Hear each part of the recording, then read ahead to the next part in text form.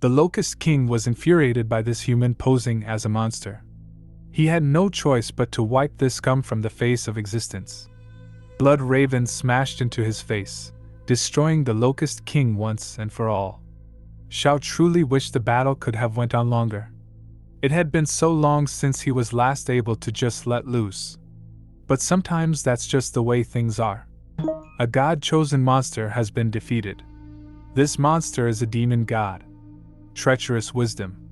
The monster Blade Blood Raven has absorbed the blood of the god Treacherous Wisdom, beginning the monster Blade Blood Raven's second evolution. As the energy of a demon god rose up and swirled around Blood Raven, an ominous presence stared out longingly from within the blade. The monster Blade Blood Raven has gained a new ability. Crow Tide. Ability description. The monster Blade Blood Raven can morph into a sea of crows that pour towards surrounding enemies, sucking them dry of blood. Shao was truly impressed. For Blood Raven had taken another step on the path to power. Back at the train, the Locust Swarm had been completely decimated. Their counterattack had been so successful there was not a single civilian casualty. But Jiangling's team knew their captain very well. She was truly worried about the safety of Shao. Jiangling really hoped he had not bitten off more than he could chew, as she was regretting her decision to abandon his side. Shao casually walked from the grove no worse for wear. Everyone was truly ecstatic. Bald-headed gossip girl rushed to his side. He wanted to know if Shao had succeeded in destroying the monster. Shao had just defeated a monster who had easily took out a 7th-ranked commander. This could only mean that Shao's strength exceeded that of the 7th rank. With the destruction of the swarm, the train could safely resume its journey to Army Camp L4. The mood aboard the train had greatly improved. But an air of uncertainty lingered as the future was still undetermined. The two strongest professionals set apart from the other passengers. Jiangling thanked Shao for saving her life, but he shrugged it off for it wasn't a big deal. She noticed the similarity between him and the legendary mask. Both of them grew by leaps and bounds, leaving normal humans behind as they shot to the stars. Evelyn Clark reported the bad news that the radio equipment was malfunctioning. So far, they hadn't been able to get in contact with the closest army camp. Captain Zhang insisted she stop beating around the bush and give them the full story. She believed something or someone was blocking their radio signals. Not only were they not able to send signals, they couldn't receive them either. They were now isolated from all of humanity. An island floating in an ocean of nothingness.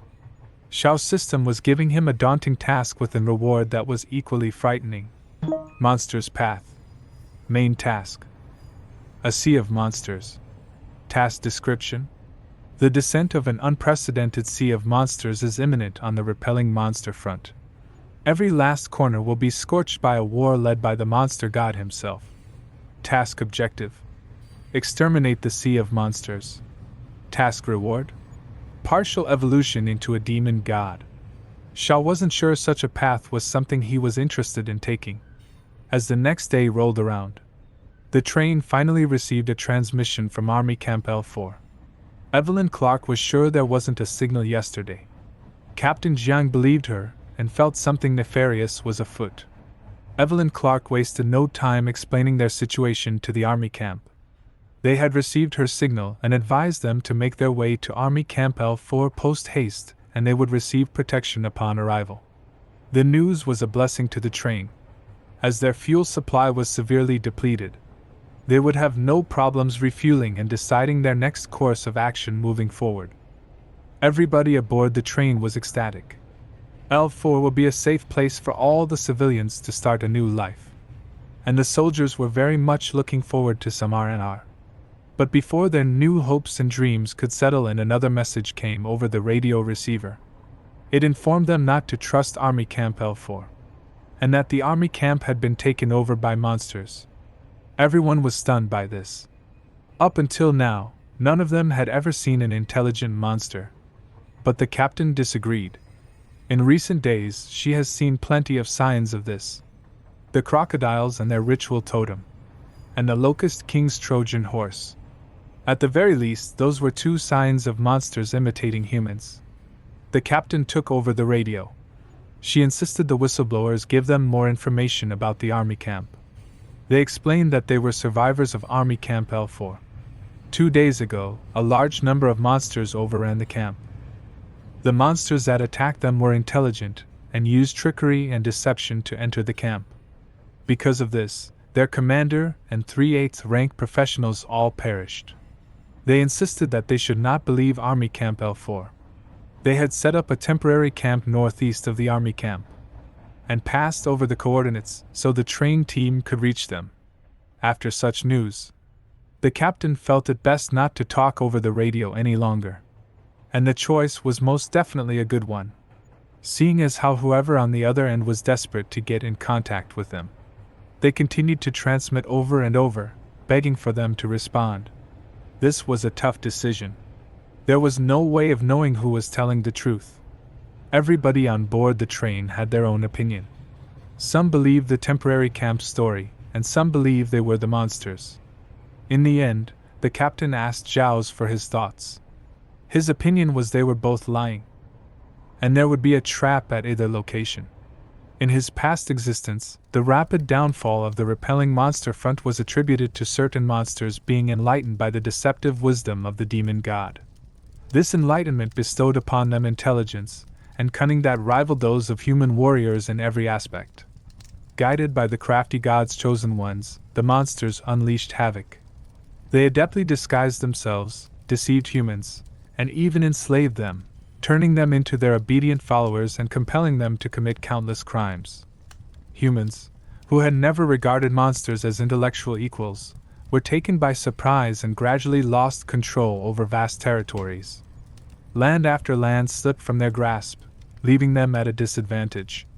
Xiao didn't understand what was going on. The circumstances of events in this life were starting to deviate severely from that of his last. In his previous life, Army Camp L4 should have held on a bit longer. In that life, they were a beacon for all of humanity.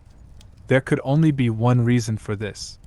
Because Xiao had chosen the monster's path, he currently wasn't in the void putting a beat down on the demon god treacherous wisdom, which meant it had extra resources to spare, drastically escalating the circumstances of this war. For a second, he doubted himself. Were his actions making things worse? But then he remembered the end of his previous life. Nothing he did could make anything worse than the extinction of all of humanity. Being short on fuel forced the occupants of the train to make hard decisions. In this case, the group was forced to rendezvous with the survivors at the temporary camp. To everyone's surprise, the campsite was indeed built by humans, and the survivors of Camp L4 came out to greet them. But that's where all the good news ended. The monsters had turned the whole camp into their puppets. They had been given a deal they didn't refuse. If they turned traitor against humanity, they would be allowed their freedom. The group lured unsuspecting travelers into their trap, and once captured, they would be delivered on a silver platter to Army Camp L4. Unlucky for them, Xiao didn't tolerate traitors. He unleashed Blood Raven's new attack, slaughtering them before they can even move. They cleared out the entire camp, but in the process lost 4 members, and Evelyn Clark took it to heart. If she hadn't brought them along to help her collect goods, they would still be alive. None of their words could stop her from holding this guilt in her heart. We had heard stories of humanity turning against each other during the dark period, resorting to deceit and conspiracy in order to survive. Yet I never imagined that I would personally experience such a day. After gathering supplies from the campsite, we held a discussion and ultimately decided to make our way towards Army Camp A1. It served as the fortified core of the repelling monster front, surpassing the strength of Army Camp L4 and being akin to the front's capital. If even this camp were to fall, it would signify the dissolution of the repelling monster front altogether. Another cause for concern lies in the situation of my mentor and Army Camp hashtag. Based on our prior experiences, Army Camp hashtag should be relatively distant and untouched by the encroaching sea of monsters. But who truly knows for certain? The hashtags are there to protect the identity of her camp in case she's captured. Jiangling wouldn't want sensitive information from her logs falling into the wrong hands. Treacherous wisdom was weak in comparison to the other monster gods. But he made up for this weakness with his intelligence. Its goals from the very start were to use humanity's methods of treachery to extinguish humanity. Worse than that was, Shao had no way of destroying treacherous wisdom. For he was a master of disguise. He could literally kill every other monster god. And treacherous wisdom would still not show his face. Blood Raven's growth was causing him to garnish attention from others. Jiangling's attention was caught by the magnificent blade, and she wished to know its name.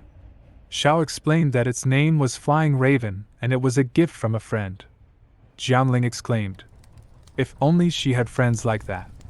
Shao wondered if Yan Sisi would still think of him as a friend after killing her sister. Shao had experienced countless situations where his strength had caused him to betray his friends in the pursuit of justice. It was best for him not to let his mind linger on such subjects, as you were rarely ever able to change their outcomes. The situation in the repelling monster front was drastically deteriorating. As they traveled to army camp, A1 they were flanked on all sides by beasts headed in the same direction. On one side, a horde of walking beasts of every species could be seen trudging through the desert. And the sky was filled with countless flying mobs. But luckily, a heavily armored tank brigade was headed in for action. Army Camp A1 had a seriously unstoppable defense. The tanks wasted no time dealing with the monsters. In a matter of minutes, the threat had been neutralized. The train was brought to a stop by a group of armored Humvees. The bald-headed gossip girl wasted no time presenting identification. But none of that mattered. In the current state of the world, with treachery at its highest, trust was a hard-earned commodity. The group from N3 was shocked. They hadn't expected this at all. A soldier from A1 with a giant bastard sword on his back insists that they were traitors. They tried to explain that they had gone through so much to get to Army Camp A1. But after all, that's exactly what a traitor would say. It turns out the circumstances were just bad. Since they were being flanked by monsters on both sides, they obviously looked like traitors. But luckily someone was there who recognized them and was willing to vouch for their presence. The Supreme Commander looked like he had been to the end of the world and back, and on that journey, he had lost a lot of people who were dear to him. Basically, he did not look good at all. The group was transported to Army Camp A1's quarantine facility. The Army Camp's prison was literally given a fancy new name. The prison/redemption camp had been modified to secretly store suspected human traitors from the outside world. The facility was quietly quarantining a large number of outside survivors. In Army Camp A1's eyes, if they are able to filter out the traitors amongst the true comrades, imprisoning their future friends would still be worth it. The Supreme Commander spoke to Jiangling through prison bars. He relieved her of her major worries, informing her that N3 had evacuated to A1 before the Sea of Monsters began. Her home was an empty shelf full of traps, just in case the monsters tried to make it their home. The situation on the front lines had to be in a dire state. For the higher-ups to surrender countless cities, such a choice had to come at an astronomical cost. I hear on your way here you ran into a group of human traitors. A1 has been systematically eradicating such groups. But I hope you understand, because they have seen such a large number of traitorous army camps, that it's only logical that you traveling in front of a horde of monsters is highly suspicious. Hence the reason why they have taken the precautions of putting you in here. Jiangling brought up the subject of the intelligent monsters. And her mentor explained that that subject will lead us to monster gods again. And since he's already told her everything he knew about monster gods, there was no point in continuing the conversation. But he believed she knew the answers she was looking for already. As the Supreme Commander departed, he reassured her that the army camp had a severe shortage of manpower. So, it wouldn't be long before she was freed and sent out on the battlefront to protect humanity. Jiangling wondered what he meant by she might already know the answers she was seeking.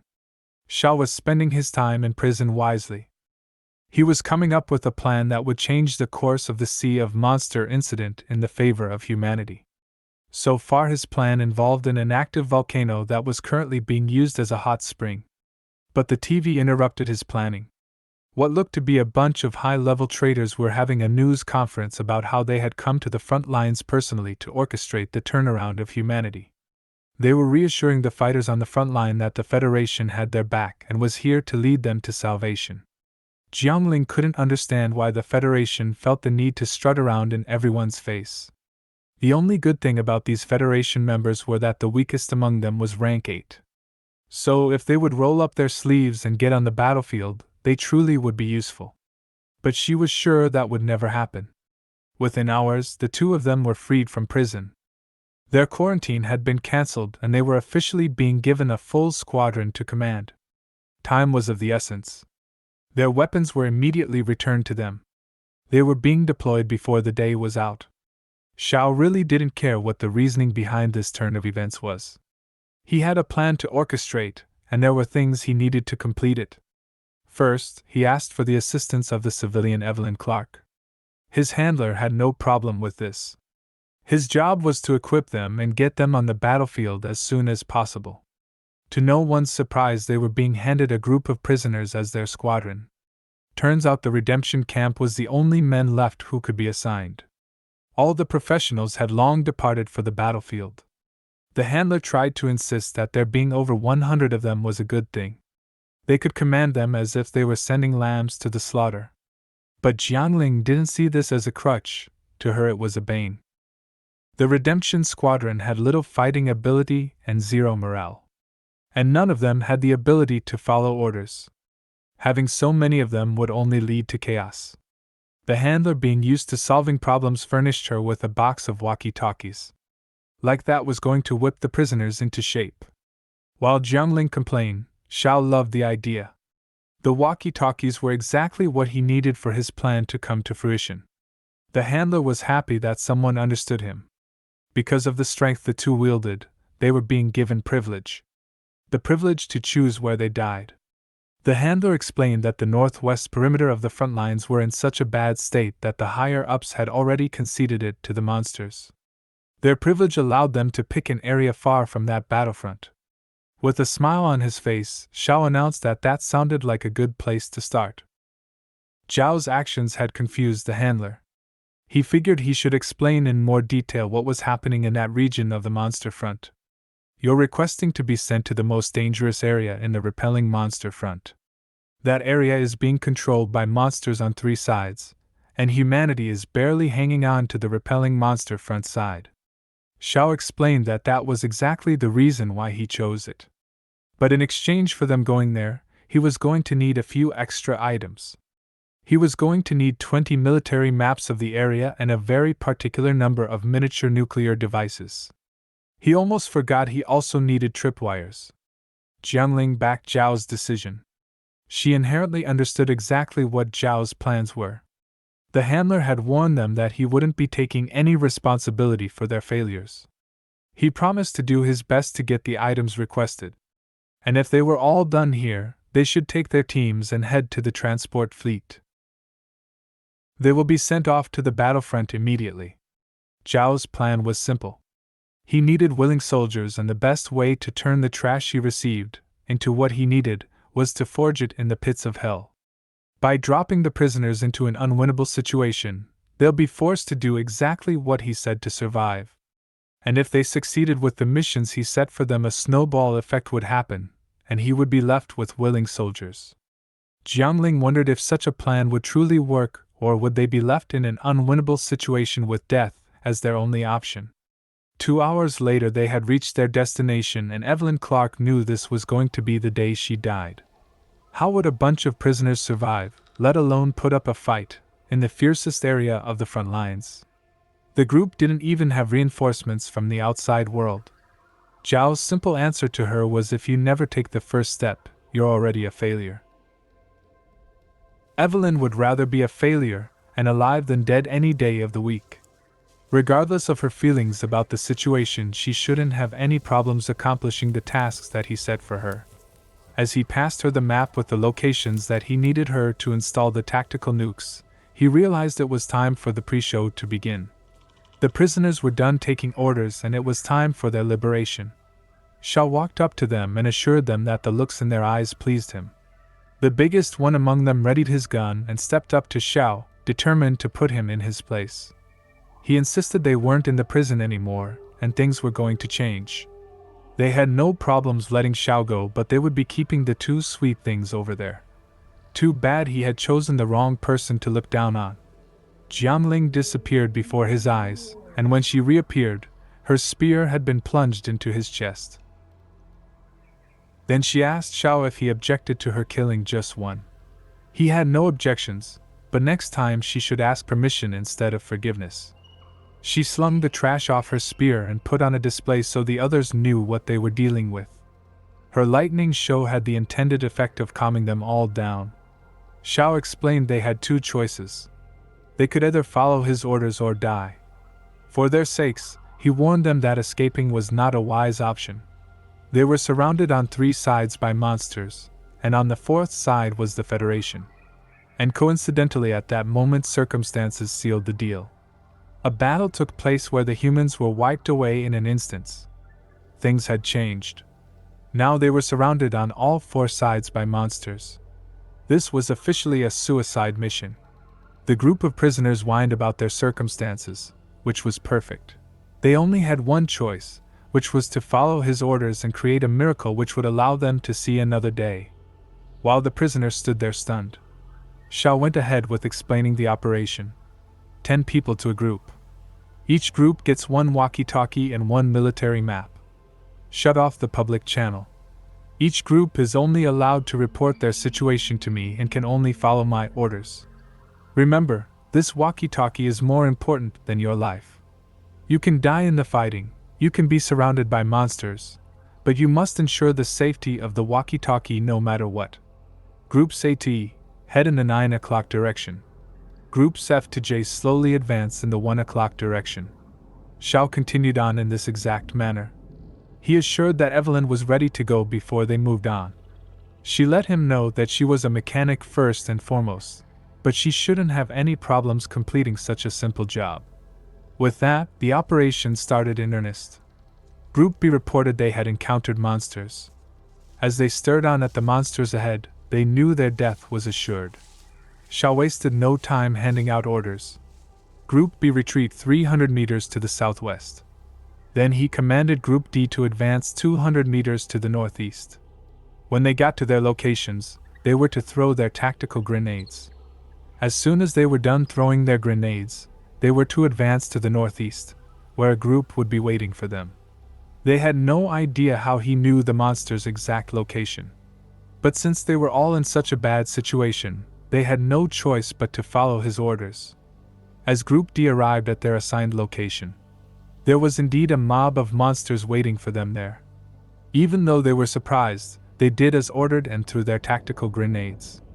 When the smoke cleared, the team was nowhere in sight as they had already advanced to their next destination, leaving behind a group of agitated monsters. Xiao ordered Group A to detonate the remote control landmines. Then he ordered Group F to turn and advance 400 meters to the north. Xiao wanted Group C to turn and advance 300 meters to the east. Groups G, H and L were to stand guard on the cliff of C4 and to ready their tactical grenades. Before their very eyes, the plan was coming to fruition. 2 groups ran towards each other, each trailed by a legion of angry beasts. The groups turned and headed towards the cliff. The monsters were unaware of the dangers that awaited them. The prisoners were stunned. How was anyone capable of accomplishing such a feat? And with that, his plans to win their trust had succeeded. The prisoners would follow his orders to the end of the earth. The cliff-top group wasted no time raining down hell upon the monsters. And without any casualties, the operation was complete. The prisoners happily returned to the mountaintop as they had successfully completed their induction mission. As soon as the coast was clear, Xiao wasted no time having Jiangling use her power to light up the nukes. The explosion caused the surface of the inactive volcano to rip apart, releasing all the waters that supplied the local hot spring. A wave of death washed from the top of the mountain. But the water released from the hot springs was just the tipping point. The true devastation came as an avalanche was created from the debris of the initial assault. As it swept downhill, more and more monsters were caught up in the flood of death. Zhao's operation was successful, and in one fell swoop he had cleared this part of the front lines. You would think this would be good news for civilization. But seeing how as none of the great generals had anything to do with the attack, it would only bring them great shame. And if news that prisoners were involved in such a miraculous operation got out, their shame would only be doubled. So, the Federation did what the Federation does best. They took credit for the whole operation. No one would ever admit that on that day, a party from the Redemption Camp outdid the best of the Federation, and reversed the course of the Sea of Monsters. But even though the Federation has told the prisoners limelight, they flew them back to civilization on a giant luxury plane. But instead of seeing reductions in their sentences, for the heroes they had become, they were all tossed back in prison. And our team of professionals were sent off to a new destination far removed from the prison camp.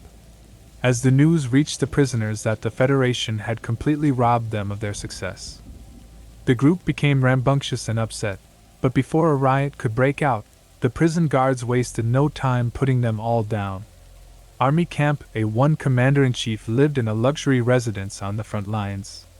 Congressman Sung was surprised when the news of unrest in the prison hit his ears. He truly believed the prisoners would be treated as the heroes they were.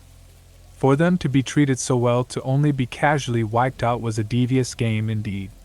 A1's commander-in-chief explained that such bad seeds could not be allowed to return to civilization. If such trash was allowed to return, they would only spread rumors and lies about our successful operations on the front lines. He explained that he would never play such games. That group reacted horribly to the truths they heard on the news and only got what was coming to them. The commander-in-chief didn't expect any problems from the other 3 participants of the incident. He was having them personally watched by his best men. Because of this, he didn't expect such an incident to occur again in the future. They moved on to more pleasing subjects. Rumors had been spreading that the Federation had a great weapon that would change the course of the war. But it turned out that such weapons had already arrived on the front line. Somewhere in an isolated location of the front lines, a group of soldiers prepared for an incoming assault. As they saw the whites and the reds of the monster's eyes, they all stood resolute. But just as the bloodshed was about to start, they were all ordered to retreat to the second line of defense. Before they could argue the absurdity of such an order, the ruling officer explained that this command came from the top. Special troops from Star City would be replacing them immediately. A big bare-footed ogre stepped onto the battlefield. If you're told to scram, little human, you scram. A whole squadron of superjack soldiers were making their way onto the battlefields. The soldiers looked to be heavily modified. If Bane had children, these soldiers would be a dead ringer for them. As soon as their handlers cleared them for battle, they wasted no time getting into the thick of it. They shot up whatever red goo they were on, and instantly doubled in size. Now that they were fully jacked, they only had one thing on their mind. They sprinted forward, repeating the mantra, "Kill, kill, kill!" And they wasted no time doing just that. The Bane soldiers were literally weapons created in humanity's image. The normal soldiers thought they were all mad. They couldn't tell who exactly were the monsters in this situation. The super soldiers shredded the beast with little effort. They were disappointed they weren't given a true fight. They decided to increase their difficulties by charging into the center of the horde of monsters. This would allow the difficulty to at least be artificially increased, seeing as how they were now being attacked from all sides. The regular soldier was panicking. He begged their handlers to stop their reckless behavior. He believed the Bane soldiers were forcing themselves into a suicide situation. The handler reassured him that they were only expressing their true powers, which they can only achieve by charging headlong into danger. The soldier was stunned. At that moment, he realized that these people from Star City were insane. The lead soldier decided to let his hair hang loose. He peeled the suffocating mask from his face, revealing the half-monster he truly was. At this, the monsters all paused in their attack. As they weren't used to fighting things similar to themselves, the Bane soldier decided to up the ante and perform his second injection. As he pounded his chest, the red serum flowed into his body, causing him to swell in size and become a true monster. He wasted no time crushing the face of the closest monster with his bare hand. The human monster was now fully off his rockers, and destruction was the only thing that would quench. The double-jacked super soldier shot forward, relishing in the destruction he wrought. Under the relentless assault of the super soldiers, the flow of monsters eased within moments, and soon trickled out completely. The soldier was in shock. The squadron of super soldiers had easily forced the sea of monsters to retreat. Their handlers were ecstatic. This batch of experiments far exceeded their expectations. They would soon be able to turn any human into a powerful professional using drugs and surgical modifications alone. The super soldiers marched off the battlefield, leaving a literal sea of destruction behind them. Their leader presented the head of a rare specimen to the scientists. It was not very powerful, but it should be useful. The super soldier requested to be allowed to quench the thirst of his burning heart by heading to the next battlefield. His handler assured him that he had nothing to prove and began a thorough check of his condition. The ground shook and rumbled, catching the attention of everyone present. The monster gods had sent a colossal beast to put the humans in check. There was no way something this big just appeared out of nowhere. Upon closer examination, the creature was an amalgamation of all the dead beings they left behind. The super soldier was thrilled. He would be able to quench his thirst right here, right now. He wasted no time throwing himself at this new adversary. As he came down with his first attack, he was snatched out of the air. The scientists calculated that it was an 8th ranked monster. He recalculated that it might even be in its 9th rank.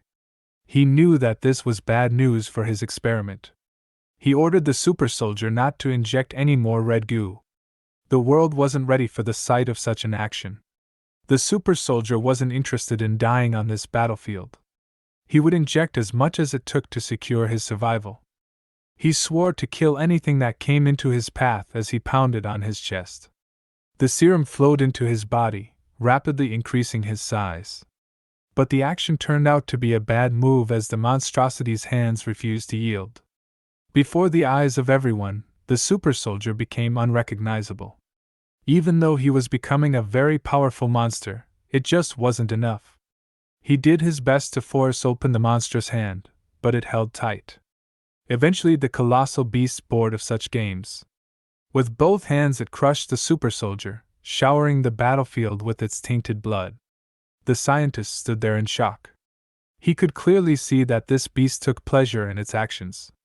It took no time for the news to reach the ears of the commander-in-chief. But the situation on the battlefield had changed. There wasn't just one colossus beast. There was now a whole legion of them headed directly for Army Camp A1. The commander-in-chief knew exactly what this meant. For such a large number of natural disaster-level mobs to appear meant that a monster god had appeared in their world. Humanity was finally reaping the consequences of tossing the mask out like trash. For a monster god to appear meant that the mask wasn't in the void keeping them in check. Without thinking, the commander-in-chief mentioned the mask in front of one of the very people who condemned him. But the commander needed not worry. All it did was trigger the politician to recite his idiotic essay about how everything could be laid at the feet of the mask. He wasted no time coming up with a plan to get them out of this situation. He wanted to know how many 7th-ranked professionals or higher resided in the camp. The commander wasted no time going down the list. Currently there was close to 40 7th-ranked professionals. There was 15 8th-ranked professionals. And including the 2 of them, there were 6 9th-ranked professionals. The politician who was in charge of overseeing the war efforts insisted that with enough cannon fodder along with the 7th rank and higher professionals, there would be just enough manpower to overcome this disaster. And he reminded the commander-in-chief he was just someone that Star City had dispatched to oversee the fighting. And there was no need to count him as part of the war effort. The commander was stunned by such a declaration. His plan was simple. They would send all the professionals to hold the front line. Then they would clear away the monster problem using multiple nuclear weapons. The commander insisted that such a plan would take their professionals out also. Such action would lead to an unimaginable number of casualties. The psychopath from Star City insisted that the lives of professionals were meaningless in comparison to the preservation of the momentum of the war. And if the nukes worked out, humanity wouldn't have to rely on high-level professionals any longer. Such a plan allowed the cowardice of the commander-in-chief to shine through the gaps in his facade. The politician's plan meant that he wouldn't have to needlessly risk his life on the battlefield. He immediately sent out the order that would essentially doom every professional in Army Camp A1. The foot soldier warned our group of professionals what was headed in their direction. He insisted they retreat to the closest walls. But Jiangling and Xiao casually crested the embankment. Jiangling had never seen such monstrosities in her entire life. All Xiao knew was that he could sense the aura of the monster god, treacherous wisdom. The natural disaster grabbed up a handful of cannon fodder, shaped it into a ball, and launched it towards the humans. The soldiers stood there in shock as the makeshift missile hurtled towards them. Upon realizing what was happening, panic ensued. Multiple organic missiles tore into the walls of Army Camp A1. Seeing as how the small missiles weren't doing the job, the Colossus beasts decided to up the ante. 3 of them clustered together, and with all their might, launched one of their own. The huge projectile streaked through the air, ending with a spectacular explosion that left a hole in the wall. The monster, rose up and smashed the human, frozen in place from sheer horror. The blow was so powerful it opened the walls, allowing the small beasts to rush in. The camp's defense wasn't prepared for such an onslaught. The small monsters wasted no time, devouring every human in their path. Xiao and Jiangling relentlessly cut down every monster swarming their location. Jiangling inquired if Xiao had a plan that would reverse the flow of this battle. He insisted he could come up with a plan, but he would need at least an hour to make preparations. The only problem was they didn't have an hour to spare. Jiangling decided that if this was going to be the place she died, it would be a fine death indeed. She forced her lightning element through her staff and dashed forward, slicing through multiple enemies as she slid to a stop on the edge of the wall. Countless beasts lay below, clamoring for their chance to lay waste to the human race. For many years, Jiangling carried hatred in her heart for her father. If it wasn't for him, her mother would still be a part of her life. But instead, his presence has always relentlessly casted her into its shadow. She was cursed with a lightning power so strong she had to wear a mask just to suppress its explosive nature. If she hadn't been given such a precaution, she would have died long ago. Her mentor insisted that by now she should understand her father's actions.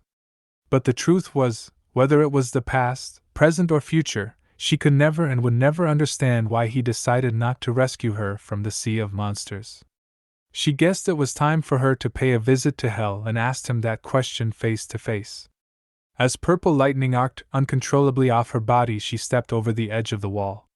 She wasn't committing suicide, she was just finding an easier path to her destruction. She hit the ground, wiping away every monster in her path. As she carved a path straight to the giant colossus before her, she leaped towards its hand, prepared to erase it from existence. But to her shock, nothing happened. It swatted her away like the annoying fly she was. But as she plummeted to her death, Xiao rescued her in mid-fall. Her momentum was so great that the 2 of them left a crater in the side of the wall. Xiao casually walked away from the impact with her cradled in his arms. As he laid her against the ground, he praised her actions and explained that in her current state, she just wasn't capable of taking out an 8th-ranked monster. As he reached into the void to retrieve Blood Raven, Xiao let Jiangling know he had no plans of dying on this battlefield, and neither should she. And right before her eyes, he initiated his monster form. Xiao stepped towards the Colossus, knowing that he was finally going to get the fight he deserved. Jiangling was shocked to see Xiao's true power. He wasted no time fulfilling her original promise to remove the Colossus' hand. As the chunks fell to the earth, a second slash deprived it of the use of its forearm. And with the third attack, he cut clean through its shoulder and out the other side. And before its upper body could sleuth away and form a puddle on the ground, Blood Raven absorbed all of it. All the soldiers were in shock that such a monster was eliminated in the blink of an eye. But the true monster stared on in awe. With his very eyes, he had saw a human transform into the real savior of Day City. He never in his life thought he would come across such a magnificent specimen. All he could think about was getting Xiao under a scalpel to progress his human modification experiments. And just like before, the Federation wasted no time launching their nuclear warheads. 35 of the natural disaster-ending devices streaked through the sky. All of the professionals risking their lives realized that they had been sacrificed for the greater good. And the true monster was so corny that he used the line, that their sacrifices would not be in vain. And all of humanity will remember the sacrifices they chose to make this day. A streak of purple cut across the sky.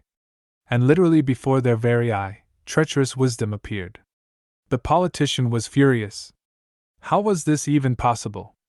In the enduring conflict between humans and monsters, humans have gradually discerned certain truths. There exists a delicate balance between the unknown void and the earth, the realm of human existence. Like small shrimps, lesser monsters can descend upon Earth through this intricate net. Similarly, calamity-level monsters, akin to small fish, have the capability to breach this barrier. However, the demon gods stand as bloodthirsty great white sharks, colossal in size, unable to breach the net. It is precisely this understanding of the net, and the impossibility for the demon gods to breach it, that has led most high-ranking officials of the Federation to advocate for peace. Among them, the peace faction prevails while the Mask and his minority war faction hold a contrasting perspective. The Mask staunchly believes that only one side can exist between humans and monsters, leaving no room for compromise. The survival of the human race necessitates the complete eradication of the demon gods, regardless of the cost. This warlike ideology, however, has gradually alienated the Mask, resulting in a loss of support among the high-ranking officials. It stands as one of the significant reasons contributing to his ultimate downfall. The monster god Treacherous Wisdom wasted no time eliminating the nukes one after the other. He sent each one into the void with little to no effort. The politician was shocked and instantly turned around to retreat from the battlefield. While the commander-in-chief stood there, frozen in place, not able to summon the will to even control his own body. The commander-in-chief glanced back at the politician, asking him where exactly was he rushing off to. And his simple response was things had spiraled out of control and he was needed back in Star City. Put simply, he was running away with his tail between his legs. But the commander-in-chief, being the coward that he was, insisted that no one knew better what happened on this battlefront than he did, leading to both cowards attempting to escape their imminent demise. All of the professionals stared on as the beasts rejoiced in the arrival of their master. As they stood there, rejoicing with all their might, Shao did not waste the opportunity. He proceeded to slice open each of the colossus. But one caught him off guard and sent him flying on a trajectory straight for the earth. Shao laid in the rubble as half his monster face peeled away, revealing the human underneath. As the monster god Treacherous Wisdom stared down upon his form, what Jiangling saw didn't make any sense. Jiangling had seen Shao transform into the humanoid monster. But with her excellent deduction skills, she pieced together that the only way a monster god would care about a single human was if that human happened to be. Shao was none other than the Mask. Shao and the monster god stared each other down. Eventually, fear radiated through every part of Treacherous Wisdom, and he immediately retreated from the battlefield. As he hastily departed, the colossuses simply ceased to exist, causing all of the smaller monsters to retreat as well, leaving a scarred battlefield in their wake. The professionals that escaped their imminent demise by a sliver cheered from the top of the walls of Army Camp A1. All Shao knew was that Treacherous Wisdom was still the same coward he always was. In my past life, upon entering the void inhabited by the monstrous gods, Treacherous Wisdom would cower and conceal itself, refusing to confront me directly. It dared not even reveal a glimpse of its tail. However, the moment I renounced my identity as the Mask and relinquished all my power, Treacherous Wisdom found the audacity to launch an attack. It surprised me to witness its fear-stricken retreat upon seeing me. If it had truly sensed my power even for a fleeting moment, considering its 13th rank, it should have realized that crushing the current version of me would be no more challenging than squashing an ant. Path of a Monster. Main objective. Sea of Monsters completed. Rewards partial transformation into a monster god explanation. Starting partial transformation into a monster god will allow you to surpass the earthly limits of 9th ranked professionals and become a true god in the eyes of humans. Take note. Partial transformation into a monster god requires a large amount of real-world objects to maintain, such as gold bars, precious gems, specially made materials, etc. As the energy of monsters swirled around him, Shao was filled with immeasurable strength. But with it came the urge to destroy and consume everything. He did his best to suppress all of these cravings. But while he was minding his own business leveling up, trash decided to grace him with its presence. The corrupt politician, the commander-in-chief, and also the supreme commander stood before him, along with the secret police. Jiangling knew what was coming and came to Zhao's rescue. Even though I highly doubt he needs it. She explained exactly who he was and that he was a professional in her party. That he was a human and not a monster. But the politician's new hype man, the commander-in-chief, refuted all of her claims. This smooth-tongued politician let the dribble roll out of his mouth. Once a monster, always a monster. Him being disguised as a human doesn't change that. He's most definitely been hiding among humans this whole time. It's not without reason to believe that he's the cause of the sea of monsters. When he appeared in Day City, a calamity-level monster also appeared in Day City. As soon as he appeared on the repelling monster front, a sea of monsters instantly fell upon us. I don't see any of this as a coincidence. His hype man was right there to back him up. Are you all crazy? Did you not just see him defend us against those 9th-ranked monsters? If he was a monster, he would be attacking us, not them. And not to mention he's the reason why the monster god retreat. The hype man cut her off. He insisted she shut her mouth. How dare she defend the monster? He decided that since she was defending of a monster, she had to be working for the demon gods too. So, he proceeded with the power granted to him as the commander-in-chief of the repelling monster front to place both of them under arrest. The secret police surrounded them, weapons at the ready. Shao was done playing around. He casually launched the soldier into the air. The commander-in-chief launched an attack against Shao. Energy radiated from his hand covered in a pair of metal knuckles. Shao blocked his attack with Blood Raven. And at their simple contact, the commander knew he was in trouble. Luckily, the politician took this opportunity to put Shao in a headlock. Fully covered in his green aura, he felt he was unstoppable.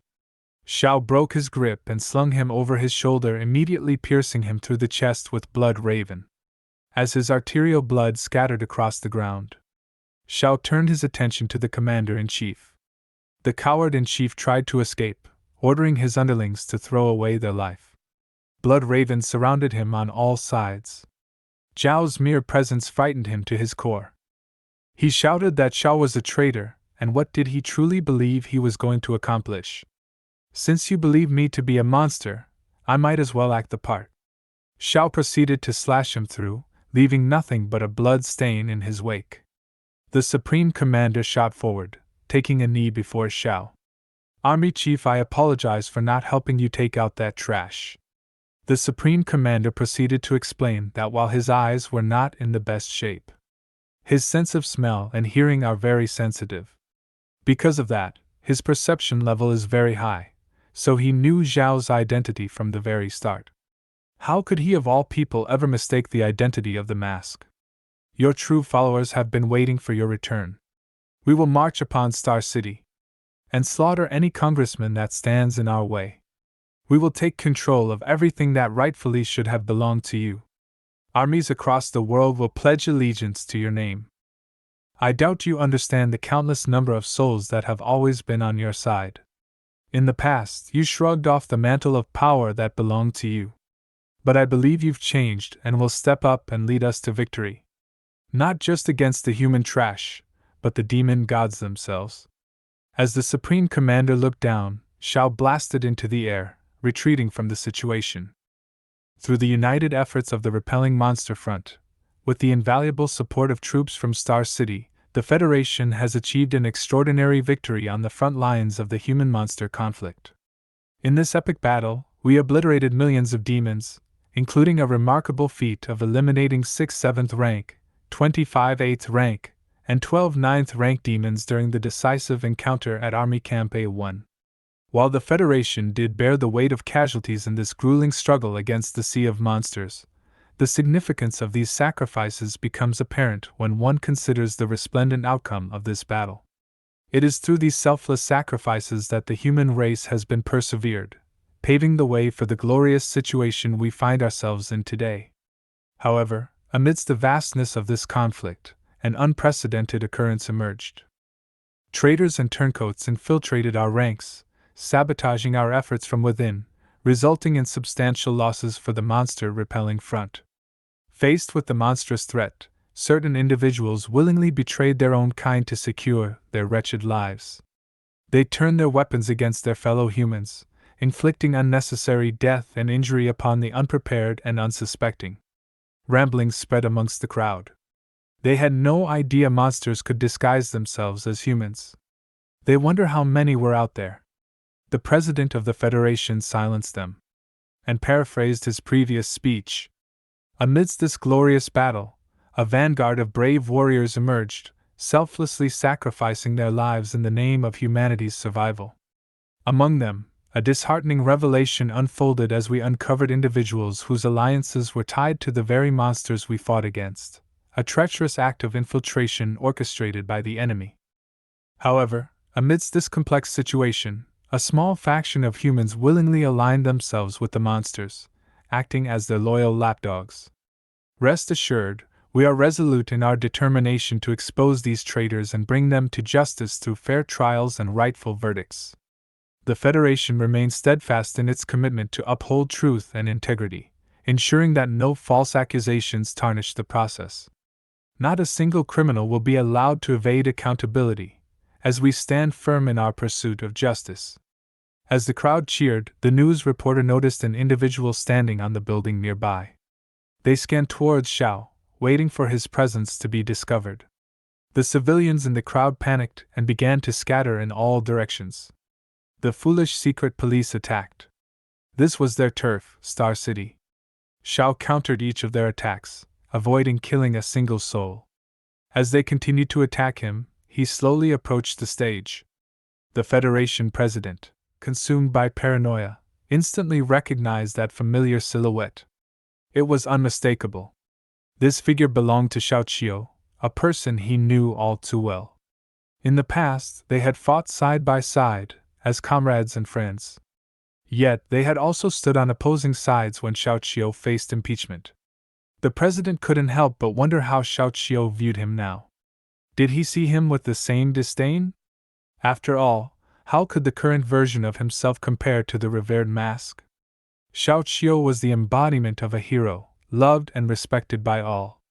However, circumstances presented an opportunity for the president to prove his worth before the entire world. With the newly developed medication that could transform a person into a monster, he could attain the same power. He believed that he could become his equal, matching him in strength and prowess. But when the chance presented itself, he froze before the presence of Xiao. Even as Xiao passed by him, not recognizing him in the slightest, fear froze him in place. He dropped to the ground, defeated, looking like a total loser as Xiao stepped up to the podium. 3 simple words slipped from his lips. "I am Mask." The crowd speculated and wondered how their hero had become a monster. He made it clear that his return wasn't to assume the role of a celebrated hero. The truth had been revealed. Humanity never truly required a hero. There was a single essential element that humanity desperately needed, and that element was Xiao himself. Regardless of whether he was referred to as the Mask or any other name, he asserted that only he possessed the ability to guide them out of their despair, out of the abyss they found themselves in. The foolish actions and choices they had displayed during this period would only lead them to their untimely demise. It wasn't a matter of his personal necessity, but rather the undeniable truth that all of them needed him. Only he stood as the beacon of hope and salvation that could pull them out of their current predicament. The crowd was shocked. The Mask had always let them walk over him. How could he say such things? He was always humble and a man of few words. However, In the current state of affairs, it has become evident that an excessive accumulation of power instills fear within all of you. This fear has driven you to cast me aside and exile me from your midst. It is crucial to understand that weakness has never been a sin, but rather, it is pride that holds that distinction. Hence, this time, I have returned with the purpose of depleting your resources in order to augment my own power. I make this declaration to the entire world, for from this day onward, the dominion of this entire planet shall belong to me. In Jiangling's eyes, all her loose ends have finally been tied up. She truly understood the words of her mentor now. The sad, pathetic excuse for humans wasted no time getting behind their new ruler. They shouted nonsense like may he live for 10,000 years over and over as they bowed to his presence. All you see before you belongs to me. I dare anyone to try to take it. And that concludes this part of this magnificent story.